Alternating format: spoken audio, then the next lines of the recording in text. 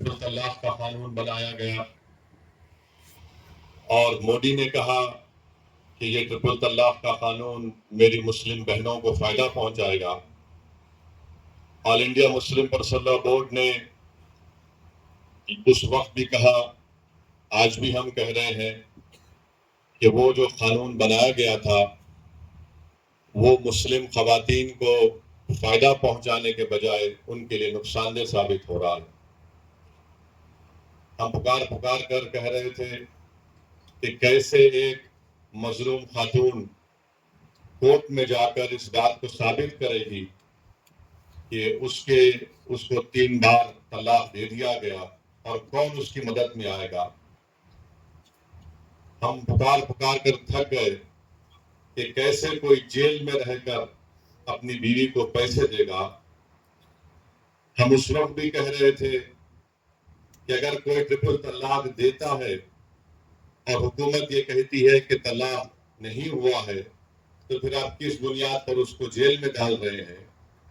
और अगर उसको कोर्ट 2 साल की सजा दे देती है तो किस बुनियाद पर हमारी बेटी या बहन उसके साथ उस रिश्ते में फंसी रहेगी? मगर मोदी का मकसद ये था कि हमको नुकसान पहुंचाया जाए। फिर उसके बाद आप देखते हैं कि अनलॉफुल एक्टिविटीज प्रिवेंशन एक्ट को, जिसको कांग्रेस ने बनाया था बरसों पहले, फिर उसमें तरमीम की गई, ज्यादती की गई। 2010-11 में चिदम्बरम जब होम मिनिस्टर थे, उस वक्त मैं बहैसियत रुकने पार्लियामान उसकी पार्लियामेंट में मुखालिफत किया। फिर 2019 में जुलाई में नरेंद्र मोदी के हुकूमत में अमित शाह ने अनलॉफुल एक्टिविटीज प्रिवेंशन एक्ट में इतनी गंदगी पैदा कर दी कि आज आप देखते हैं कि हमने उसकी मुखालिफत की थी। मजलिस इत्तेहादुल मुस्लिमीन ने मुखालिफत की, मगर उस वक्त भी ये तमाम सेकुलर पार्टी जो है वो तायीद किए थे उस बिल के। और आज उस कानून के तहत जो अमेंडमेंट लाया गया था, तरमीम की गई थी, आज आप देखते हैं कि 4.5 साल 5 साल से बच्चे जेलों में सड़ रहे हैं और ज्यादातर उसमें मुसलमान, फिर आपके ईसाई, आदिवासी हैं। एक ईसाई 85 साल का ज़ईफ शख्स जिसको जेल में डाल दिया गया यूएपीए में, वो तड़पता रहा, पुकारता रहा कि मैं गिलास उठाकर पानी नहीं पी सकता, मुझे गिलास में या जो जेल में गिलास होता है उसमें सिर्फ स्ट्रॉ दे दिया जाए कि मैं चूस कर पानी पी सकूं। उसको कोर्ट से इजाजत नहीं मिली, हुकूमत ने उसकी मुखालिफत की, वो 85 साल का स्टैन स्वामी जेल में ही मर गया। फिर आप देखते हैं कि मोदी ने CAA का कानून बनाया और CAA के कानून में यह है कि अगर उसको NPR NRC से जोड़कर देखना जरूरी है, और जब NPR NRC होगा, जिसका मुझे खतरा है कि इस सितंबर में नरेंद्र मोदी की हुकूमत पूरे मुल्क में सेंसस का काम शुरू करेगी और मोदी की कोशिश यही है कि सेंसस के साथ NPR और NRC का काम कराया जाए। अगर NPR NRC का काम होगा तो हम तमाम से कहा जाएगा कि आप कागज लाकर दिखाओ। आधार कार्ड काबिल कबूल नहीं होगा, पासपोर्ट, रेशन कार्ड काबिल कबूल नहीं होगा, ये शहरियत नहीं देता है आपको। आपको बोला जाएगा कि आपके दादा के अब्बा कहाँ पैदा हुए थे। उस जमाने में बर्थ सर्टिफिकेट का कंसेप्ट भी नहीं था। बर्थ सर्टिफिकेट का कानून तो शायद 1965 या 70 में बना था। इस मुल्क में सिर्फ 6 या 8% लोगों के पास पासपोर्ट हो सकता है। वो कानून बना दिया गया। अब सितंबर में अगर सेंसस होगा तो NPR NRC भी ये साथ करेंगे। आसाम में सुप्रीम कोर्ट के तहत NRC हुआ, NPR हुआ, उसमें कुछ 20 लाख के करीब आवाम के नाम नहीं आए, जिसमें 2 लाख मुसलमान थे। उन 2 लाख मुसलमानों से कहा जा रहा है कि आप फॉरेनर्स ट्रिब्यूनल को जाओ और अपनी भारत की नागरिकता, शहरियत साबित करो और वो जो 18 लाख जो गैर मुस्लिम है उनसे हेमंत बिस्व शर्मा आसाम का मुख्यमंत्री कह रहा है कि हम CAA के तहत आपको सिटीजनशिप दे देंगे। और आसाम में हमने देखा आज से चंद दिन पहले, हफ्ता भर पहले 28 के करीब मुसलमानों को आसाम में एक आसाम बॉर्डर पुलिस है और आसाम बॉर्डर पुलिस किसी को भी रोड चलते आदमी को उठा सकती है और कहेगी कि तुम बांग्लादेशी हो और तुम साबित करो। तो फॉरेनर्स जो शहरियत का कानून है उसका सेक्शन 9 ये कहता है कि इल्जाम अगर मुझ पर लगेगा तो मुझे साबित करना पड़ेगा कि मैं भारत का शहरी हूं। और उसमें तरफे तमाशा ये है कि अगर एक खानदान में 5 लोग हैं तो 4 भारत के नागरिक हैं, एक भारत का नागरिक नहीं। 28 लोगों को ले जाकर ट्राइब्यूनल ऐसा है वो बिल्कुल आर्बिट्री है। अब 28 लोग अब 2 साल तक मिनिमम जेल में रहेंगे, वहां उसमें रहेंगे। उसके बाद अगर बेल होगी नहीं होगी तो निकलेंगे, वरना उससे पहले बेल। तो ये बताने का मकसद ये कि कानून ये, फिर जहां जहां बीजेपी की सरकार है वहां पर उन्होंने लव जिहाद का कानून बना दिया। जहां जहां बीजेपी की सरकार है वहां पर उन्होंने कह दिया कि हरियाणा में गौ रक्षकों को पैसे दिए जाते, हरियाणा की बीजेपी की सरकार की तरफ से बंदूक के लाइसेंस उनको दिए जाते हैं। इस पस मंजर में आपको वक्फ एक्ट को देखना है। और उत्तराखंड में बीजेपी की सरकार है, वहां पर यूनिफॉर्म सिविल कोड का कानून बनाती है और वहां पर यह कहा गया कि आप निकाह नहीं कर सकते, स्पेशल मैरिज एक्ट में आप शादी करो। तो निकाह हमारे पास तो शादी निकाह से होती है, गवाह से होती है, मेहर देने से होती है, मगर उत्तराखंड में कुछ और बना दिया गया। तो इस पस मंजर में हमको देखना है कि बीजेपी इस मुल्क को एक हिंदू राष्ट्र बनाना चाहती है। बीजेपी सिर्फ मुसलमानों को ही निशाना बना रही। आज आप देखिए कि आज से चंद दिन पहले हाजी अशरफ अली मुनियार साहब को ट्रेन में जा रहे थे, उनको पूछा गया कि तुम्हारे पास डब्बे में क्या है, तो उन्होंने कहा भैंस का गोश्त। एक 70-75 साल के बूढ़े को ट्रेन में मारा और पीटा गया और उसके बाद उनको कहा गया कि आप कंप्लेन नहीं करना वरना तुम्हारी जान ले ली जाएगी। इम्तियाज जलील साहब ने मुझे नंबर दिया, मैं हाजी अशरफ अली मुनियार से फोन पर बात किया, उनके बेटे से बात किया। मैं शुक्रगुजार हूं इम्तियाज साहब का कि उन्होंने यहाँ से जनाब फिजल पटेल एडवोकेट को भिजाया, जो गए मुंबई को थाने गए, वहां पर नॉन बेलेबल सेक्शन लगवाए, उनकी बेल को कैंसिल करवाया। फिर आप देखते हैं कि एक हरियाणा में एक वाकया हुआ, बच्चे जो है गाड़ी में जा रहे, नौजवान बच्चे कभी खाना खा के जा रहे हैं, गांव रक्षक, जिनको गांव रक्षक कहना तौहीन होगी, राक्षस कहना पड़ेगा, उन्होंने क्या किया, उन बच्चों को बोला रोको गाड़ी। तो उस गाड़ी में बैठे हुए बच्चों ने समझा कि भाई हमारे कोई दोस्त है जिससे हमने चंद दिन पहले लड़ाई लड़ी, कहीं वो हमको रोक कर ना मारेंगे, गाड़ी भगाया उन्होंने। 30 किलोमीटर तक इन गांव राक्षसों ने उस गाड़ी का ताक़ुब किया और फायरिंग की, और फायरिंग करने में एक बच्चा की जान चली गई। और वो बच्चे की जब जान चली गई तो पुलिस उसके घर को आकर, हरियाणा की पुलिस कहती है कि देखो ये जो लोग मारे ना, ये गांव रक्षक है, अच्छे लोग हैं, इनसे गलती हो गई। मैं उम्मीद करता हूं कि इंशाअल्लाह ताला जिन पुलिस वालों ने कहा कि उनकी औलाद भी ऐसी मरे, और कोई आकर उनसे कहे कि मारने वाला बहुत अच्छा था, तुम्हारी औलाद मर गई। अच्छा, फिर मारने के बाद ये जालिम लोग क्या कहते हैं, हमसे बहुत बड़ी गलती हुई कि हमने अपने ब्राह्मण समाज के बच्चों को गोली मार दी। अब आप बताइए, इंसान इंसान होता है, बाद में ब्राह्मण होगा, मुसलमान होगा, नहीं होगा, कुछ भी होगा। ये कहा उन्होंने इंटरव्यू मीडिया को, हमसे बहुत बड़ी गलती हो गई। और वो गाय रक्षकों को लाइसेंस कौन दे रही है? बीजेपी की हुकूमत। फिर अमरोहा में एक स्कूल का वीडियो है, 8 साल का बच्चा है, अपनी माँ के साथ स्कूल गया और उसकी माँ के साथ जो लोग हैं वीडियो रिकॉर्ड कर रहे हैं। प्रिंसिपल कहता कि तुम्हारे बच्चे को स्कूल से निकाल दिया। अम्मा बोलती क्यों निकाले? बोले ये अपने टिफिन में गोश्त लाता है और धर्म परिवर्तन कर रहा है। तो 8 साल का बच्चा धर्म परिवर्तन कर सकता है? और प्रिंसिपल ये कहता है कि ये बच्चा बड़े होकर मंदिरों को तोड़ेगा, बम बनाएगा। अच्छा, अब तक उस प्रिंसिपल के खिलाफ कोई एफआईआर दर्ज नहीं हुआ, कोई एफआईआर दर्ज नहीं हुआ उसके खिलाफ। अब मुझे कल मालूम हुआ हमारे अमरोहा के मंजलिस के यूनिट से, शमीम साहब से, कि इंक्वायरी ये कहा गया कि नहीं, ये तो झगड़ा था फीस का। अबे फीस का झगड़ा है तो तुझे क्या, तेरी क्या जरूरत कि तू मेरे बेटे को कहे कि तू बड़ा होकर जिहादी बनेगा? तेरी क्या जरूरत तू ये कहे कि गोश्त लाकर धर्म परिवर्तन 8 साल का बच्चा करेगा? 8 साल का बच्चा कोई कर सकता है धर्म परिवर्तन? बताइए आप। ये नफरत पैदा कर दी गई है मुसलमानों की तरफ से, उसका जिम्मेदार नरेंद्र मोदी है। इन्होंने एक सब तमाम किया। हाँ, ये 2014 से पहले भी था, मगर जिस ऊंचाई पर लेकर गए इसका क्रेडिट नरेंद्र मोदी को और उनकी हुकूमत को जाता है।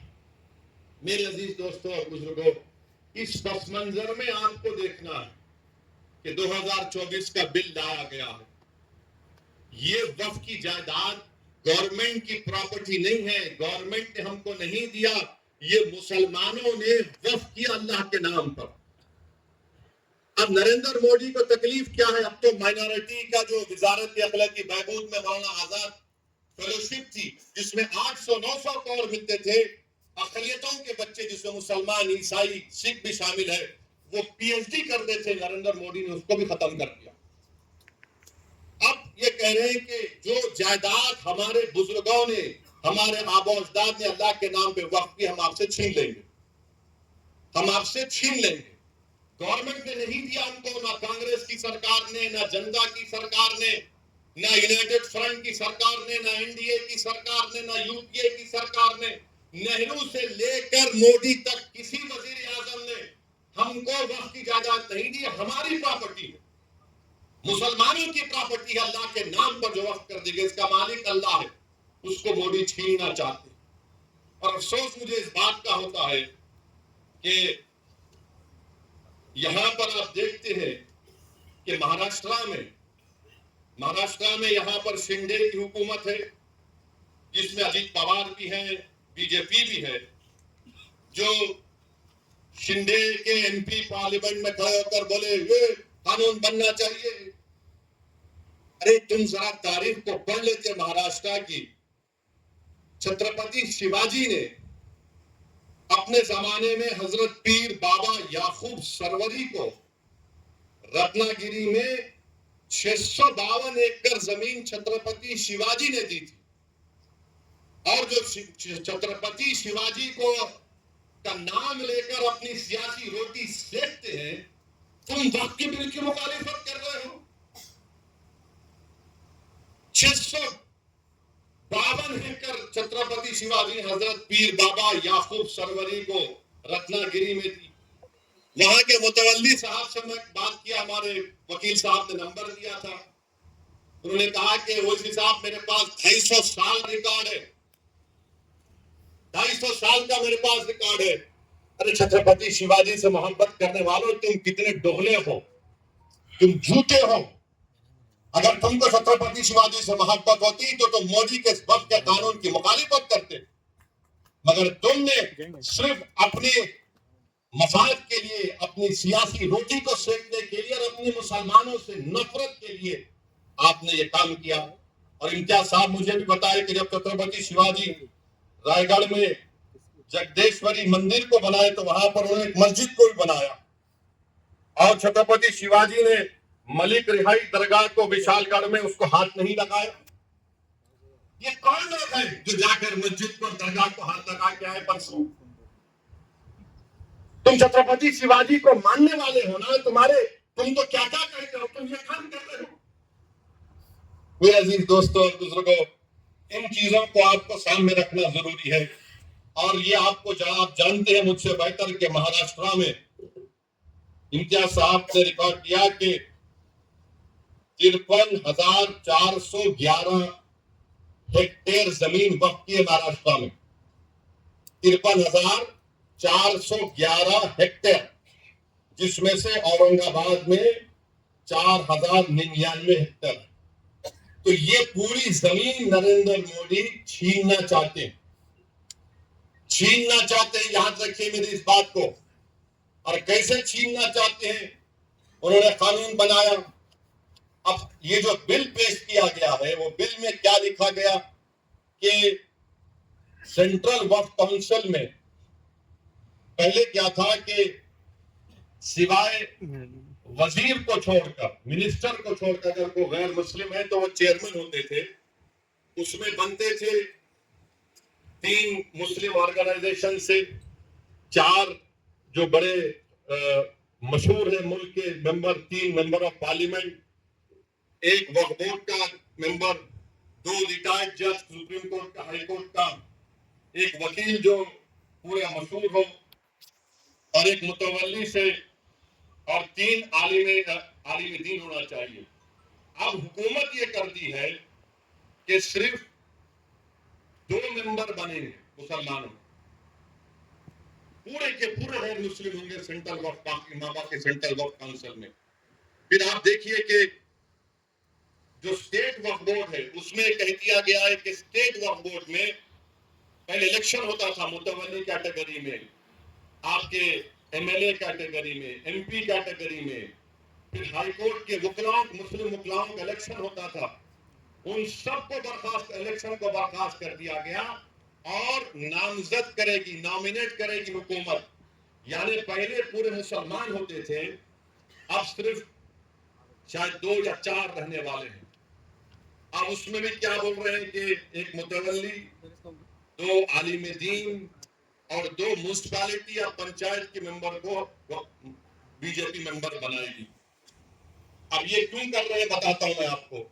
स्टेट वक्फ बोर्ड में जब इलेक्शन खत्म हो जाएगा तो मोदी जी ये चाहते हैं कि औरंगाबाद की डिस्ट्रिक्ट कमेटी में पूरे के पूरे बीजेपी आरएसएस की जहनीत रखने वालों को मेंबर बना दिया जाए, क्योंकि जब स्टेट वक्फ बोर्ड में नॉमिनेट कर रहे हैं तो यहां पर भी करेंगे। आप अंदाजा लगाइए कि ये आर्टिकल 14 के खिलाफ क्यों है। इसलिए है कि एक तो यह है कि जो आप कानून पढ़ेंगे काशी विश्वनाथ का, उत्तर प्रदेश में जो काशी विश्वनाथ का कानून है, उसमें साफ तौर पे कह दिया गया कि काशी विश्वनाथ में कोई भी गैर हिंदू मेंबर नहीं बन सकता। काशी विश्वनाथ का कानून ये कहता है। फिर आप जाकर तमिलनाडु का कानून देख लीजिए, वो भी ये कहता है कि कोई भी मुसलमान या गैर हिंदू उसका मेंबर नहीं बन सकता। तमिलनाडु का 59 का कानून है। फिर आप आंध्र प्रदेश का सेक्शन 32, उसमें कहा गया commissioner, additional commissioner, joint commissioner, बल्कि कोई काम करने वाला भी गैर हिंदू नहीं हो सकता। कर्नाटका का 97 का कानून ये कहता है कि कोई गैर हिंदू मेंबर नहीं बन सकता। ओडिशा का कानून सेक्शन 5 कहता है कि हिंदू ही बनेगा। अच्छा, इन तमाम उत्तर प्रदेश, ओडिशा, कर्नाटका, तमिलनाडु, तेलंगाना, आंध्रा, ओडिशा ये कहता है कि अगर वो हिंदू मजहब को छोड़ता है तो मेंबर नहीं रह सकता। अब यहां पर हमारे वक्फ बोर्ड में आप आकर कह रहे हैं कि गैर मुस्लिम भी सेंट्रल वक्फ बोर्ड बन सकता है। फिर झारखंड में एक बहुत बड़ी मंदिर है, वो पूरे मुल्क में 12 ज्योतिर्लिंग में उसका शुमार होता है। ये बीजेपी के लोग बड़ी बड़ी बातें करते हैं, इनको हम अपनी दलील से इनको हम झूठा साबित करते हैं। और वो क्या कानून है आपको बताना चाह रहा हूं कि वो कानून है बाबा बैद्यनाथ धाम। ये उसका 2015 का कानून है। सेक्शन 3 के तहत चीफ मिनिस्टर सब बनते हैं, और उसी कानून में ये कहा गया, एक कंटिजेंसी रखी गई, इफ द चेयरमैन और any of the other members mention in section 3(2) और in section 21 be not a Hindu, the state government may nominate any eminent person professing Hindu religion. अरे आप झारखंड के बाबा बैद्यनाथ धाम का कानून यह बनाकर कंटिजेंसी रखते हैं कि अगर कोई उस मंदिर के इलाके का कोई एमपी मुसलमान बन गया तो आप अपने आप को ताकत दे रहे हैं कि वो नहीं हम किसी हिंदू को बना सकते, ये सेक्शन में कहा गया। अच्छा, फिर आपके महाराष्ट्र में पंढरपुर की मंदिर है ना, पंढरपुर की मंदिर, पंढरपुर की मंदिर में सेक्शन 22 सच कहता है कि डिस्क्वालीफाई वो शख्स होगा जो हिंदू नहीं होगा। पंढरपुर की टेम्पल एक्ट कहता है 73 का सेक्शन 22H, निशान साहब जानते हैं। आप नहीं बना सकते किसी गैर हिंदू को। हमारे ऊपर क्यों कर रहे हैं आप ये? इसलिए कर रहे हैं ताकि पूरी जायदादों को छीन लिया जाए। जो 72,000 हेक्टेयर जमीन महाराष्ट्र में है, जब इनके चमचे आके बैठेंगे तो वो तो बादशाह सलामत जिंदाबाद के नारे लगाएंगे ना। और बीजेपी वाले बोलते मोदी है तो मुमकिन है, यकीनन मुमकिन है पूरी जायदाद को हड़प कर लेना। और बार बार आरएसएस वाले बोलते अरे भाई ये बताओ कि ये कुरान में लफ्ज वक्त कहां पे आया? अरे आरएसएस वालों, दीन हम सीखेंगे उलमाओं के पैरों के पास बैठकर। तुम्हारी गंदी जबानों से हमको दीन सीखने की जरूरत नहीं। अरे अगर आपको पढ़ना है, उलमा इकराम की मौजूदगी में कह रहा हूं कि आप देख लीजिए कि 73 मरतबा कुरान करीम में लफ्ज इंफाक का इस्तेमाल हुआ। और फिर आप ये भी जानते हैं कि ये जो एक अरबी के आलिम दीन ने मुझे बताया कि लफ्ज वक्त जो है ये अरबी का एक वर्ड है, वकाफा, उससे आता है। अभी जो बोले नहीं कहा है, बताओ। कुरान करीम में सुअर का भी जिक्र है।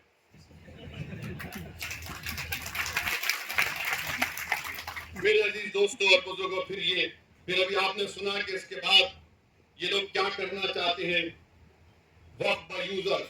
सबसे पहले यहाँ पर हमारे बोरी समाज के भी जिम्मेदार हैं, मैं उनका शुक्रगुजार हूँ।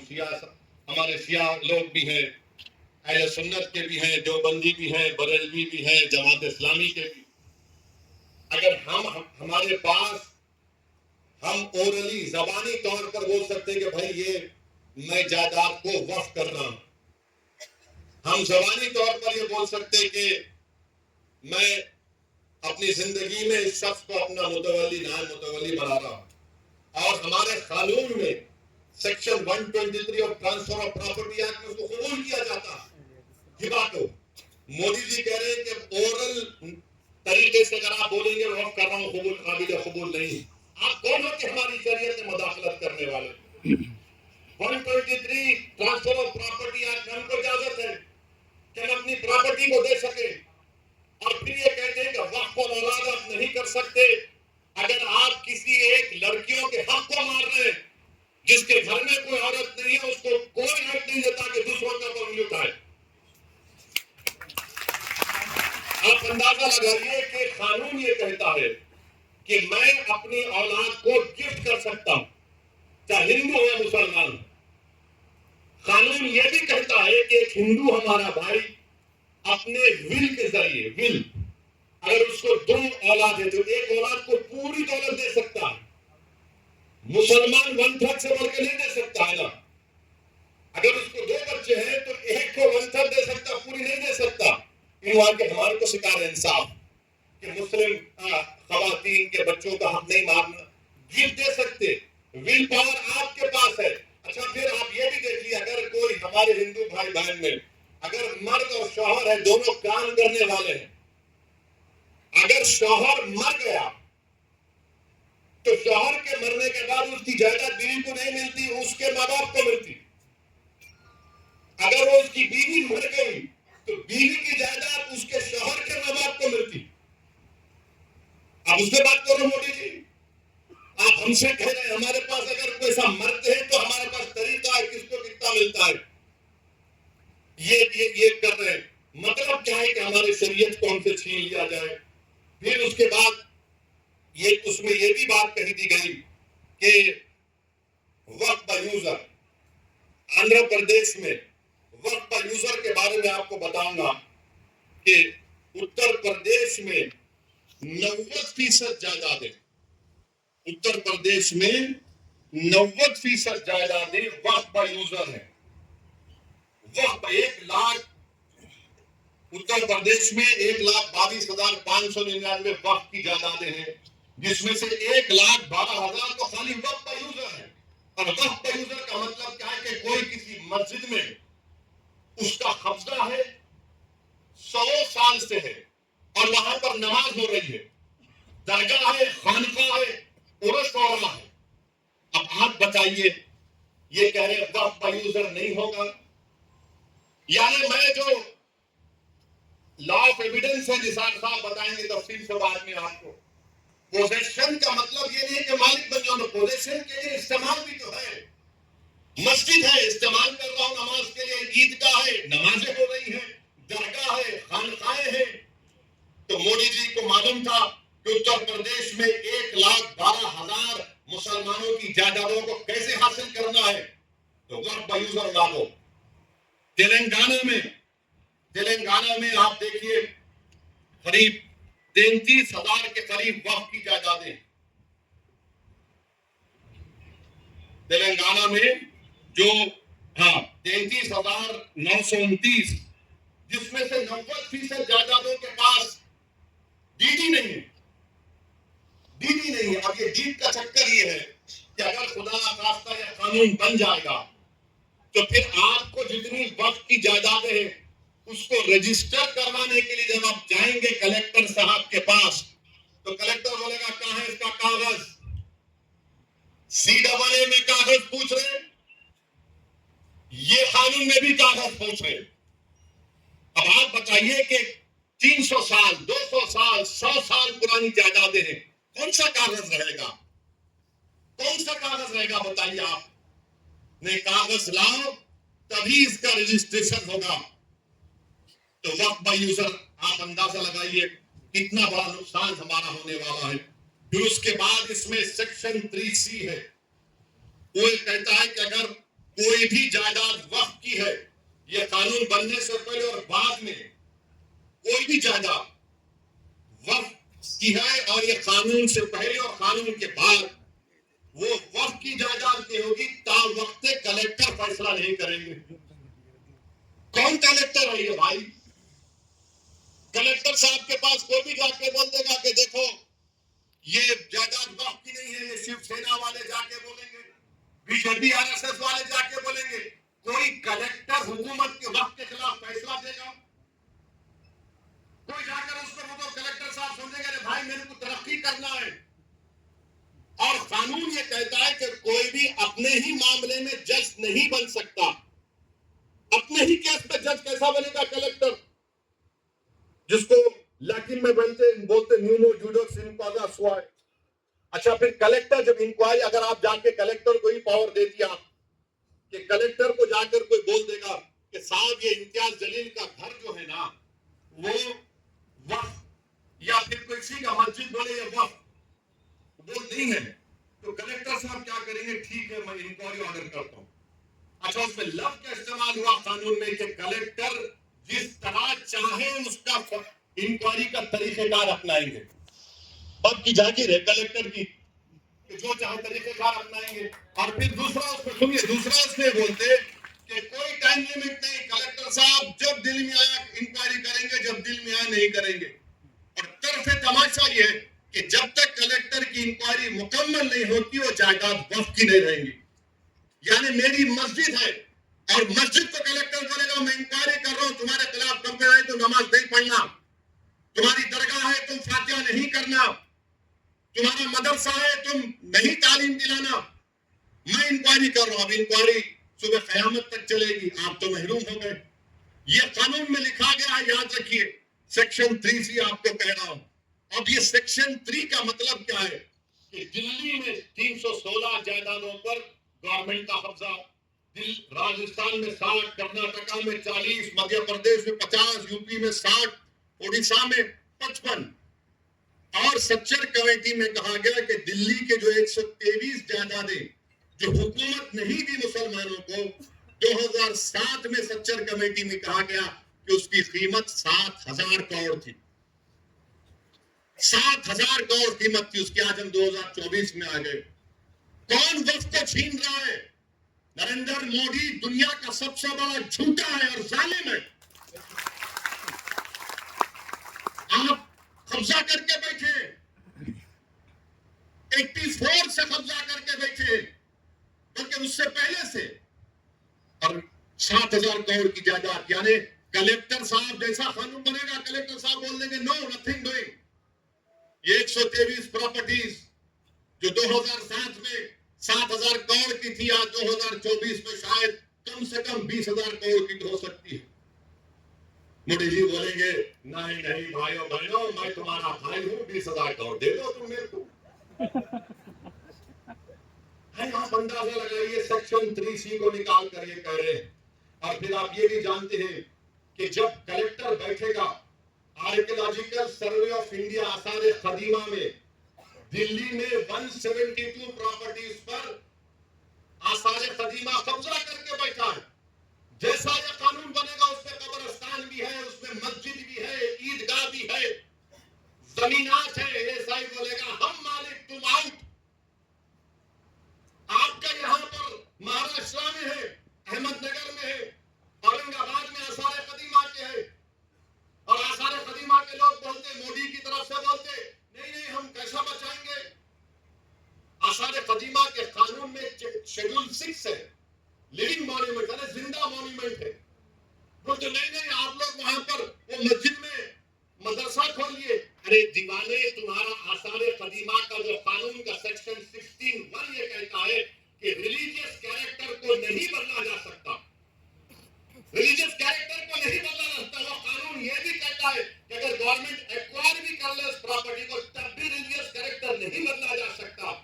ये आसार कदीमा के लोग ये हिंदुत्व के इशारे पर नाचने वाली कठपुतली है लोग। दौलताबाद थे कि मस्जिद को क्या किए थे, बोलूं मुंह खोल के भी मैं।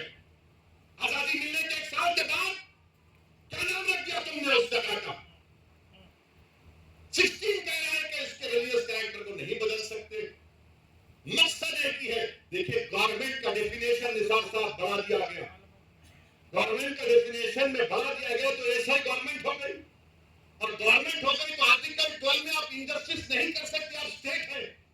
आप आर्टिकल 25, 26 का वायलेशन नहीं कर सकते। मगर ये कानून ऐसे बनाया जा रहा है, एक तरफ जमीन खींचो, मस्जिदों को छीन लो, दरगाहों को खाली कर दो, खानकाहों को बर्बाद कर दो, और आसार कदीमा में जितने मसाजिद हैं उसको छीन लिया जाए। और रिलीजियस कैरेक्टर मस्जिद है तो मस्जिद में मदरसा है। नहीं आप वजू खाना बना लिए तो मैं कहां जाके वजू करके आऊंगा, मस्जिद है ना, नमाज हो रही है। तो इनका मकसद यही है कि एएसआई के कानून को, एएसआई के जरिए से ये तमाम जायदादें हमसे छीन ली जाए। एएसआई के कानून को सेक्शन 5, सेक्शन 6, सेक्शन 8 आप पढ़िए, आपको मालूम हो जाएगा।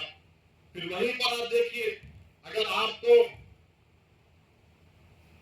ये एक और उसमें बिल में लाए कि जैसा वक्त कानून बन गया, खुदा ना खास्ता है 6 महीने में सब रजिस्टर कराना। अच्छा औरंगाबाद में जितनी प्रॉपर्टी आपकी, आप बोले ठीक है भाई कानून बन गया, हम जाके इसको पोर्टल पे चढ़ाएंगे। कोई आरएसएस का आदमी जाकर कलेक्टर को बोलेगा नहीं नहीं ये मौलाना का मदरसा वक्त का नहीं है, कलेक्टर साहब बोल दिए रोक दो, नहीं करना इंक्वायरी। अब इंक्वायरी चले अब तक गया हो। सेक्शन 4 में सेक्शन 3 भी उसका कहता है।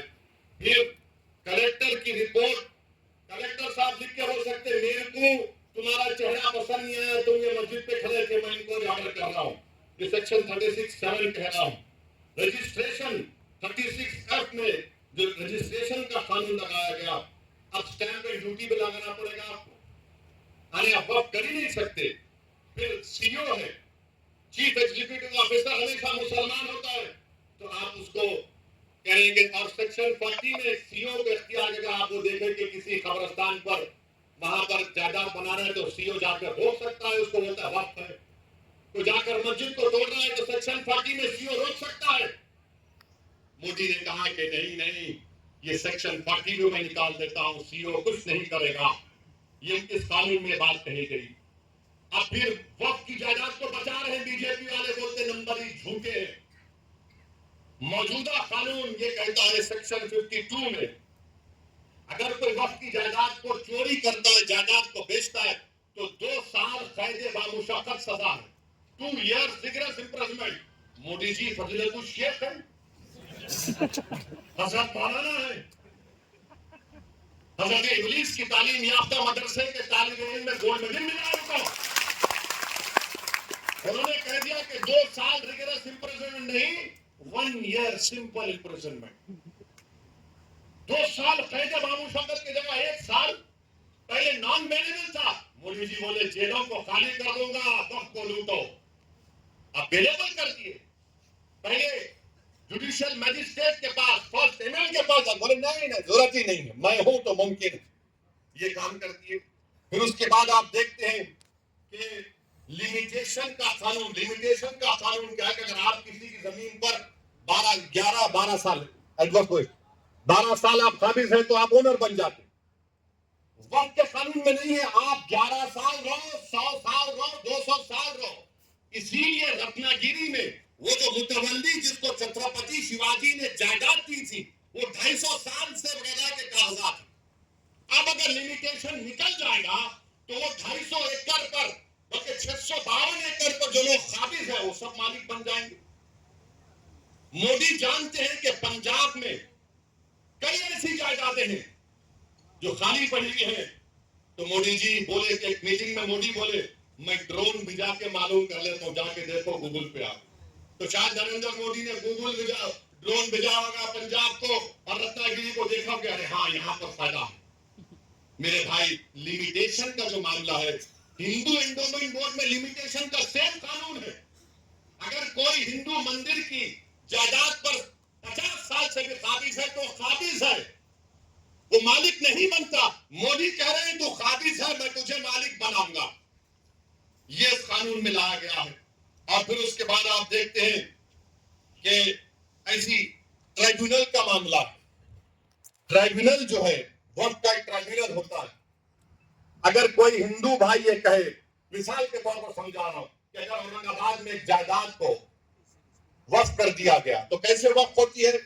गवर्नमेंट का एक सर्वे कमिश्नर होता है, गवर्नमेंट का, महाराष्ट्र सरकार का।